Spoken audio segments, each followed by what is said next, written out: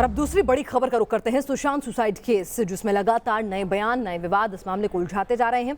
अब सुशांत सिंह के सबसे करीबी दोस्त और फ्लैटमेट सिद्धार्थ पिठानी की भूमिका संदिग्ध पाई जा रही है। ईडी भी सिद्धार्थ पिठानी से पूछताछ कर चुकी है। सुशांत के परिवार के वकील ने आरोप लगाया है कि सिद्धार्थ पिठानी जो है रिया से मिला हुआ है। सवाल वो ये भी उठा रहे हैं कि आखिर सिद्धार्थ पिठानी ने सुशांत की बॉडी सबसे पहले देखी थी तो उसने उस बॉडी को उतारा क्यों पुलिस को इत्तला नहीं दी, क्यों उसने अपने हाथ में कानून लिया। ये तमाम चीजें जो हैं सिद्धार्थ पिठानी पर सवाल उठा रही हैं। सिद्धार्थ पिठानी और रिया के बीच में जितनी ज्यादा बातचीत होती थी उसको लेकर भी सवाल उठ रहे हैं। और सिद्धार्थ पिठानी जिस तरह से पूरे मामले में बहुत ज्यादा कुछ बोल नहीं रहे हैं, उन तमाम चीजों को लेकर भी जो है वो सवाल उठ रहे हैं कि सिद्धार्थ पिठानी आखिर क्या छिपाना चाह रहे हैं और बार बार वो रिया को डिफेंड करते हुए क्यों नजर आ रहे हैं। महाराष्ट्र पुलिस को ट्रांसफर कर दी जाए, इस पर सुप्रीम कोर्ट का आदेश अभी आना बाकी है। लेकिन इन सब के बीच रिया चक्रवर्ती के अलावा एक और जो सख्त सवालों के घेरे में है वो है सिद्धार्थ पिठानी। हमारे साथ इस वक्त सुशांत के पिता के वकील और पूर्व एडिशनल सॉलिसिटर जनरल विकास सिंह जी हैं। विकास जी, सिद्धार्थ पिठानी के रोल को लेकर काफी सवाल उठ रहे हैं। क्या आपको इस बात का शक है कि जो क्राइम सीन है उसको भी डिस्ट्रॉय करने की कोशिश की गई सिद्धार्थ पिठानी या उसके सहयोगी के द्वारा?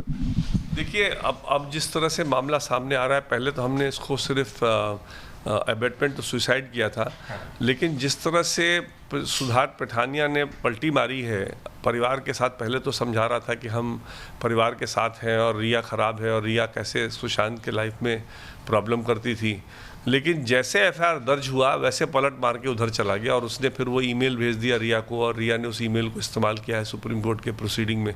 तो इसलिए चूंकि जब डेड बॉडी पाई गई उस कमरे में, वो सुशांत नहीं देखी और वहाँ पे जो भी उस रूम में था उसका सिर्फ वही आई विटनेस है।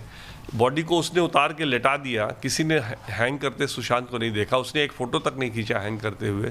तो इसलिए कहीं ना कहीं बहुत बड़ा सवालिया निशान उठ रहा है कि उसका रोल क्या हो सकता है। और मेरे को लगता है सीबीआई जब जांच करेगी तो इस पहलू पे ज़रूर देखेगी कि इसमें क्या इन्वॉल्वमेंट उसका हो सकता है।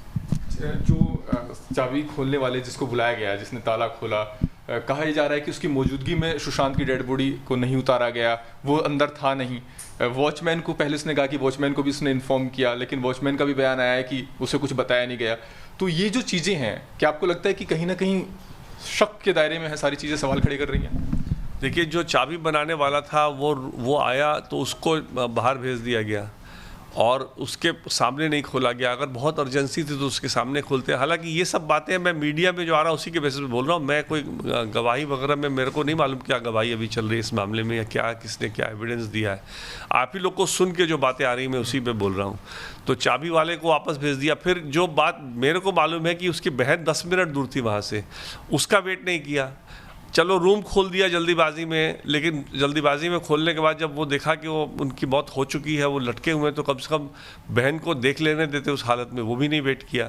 तो इसलिए बहुत सारे सवाल हैं जो कि इन्वेस्टिगेशन सही दिशा में जाएगी तो पता चलेगा कि इसमें मौत में अबेटमेंट टू सुसाइड है या मर्डर है। लेकिन दोनों सर्कमस्टांस में गले के निशान की बात वही रहेंगे, अक्यूज्ड वही रहेंगे।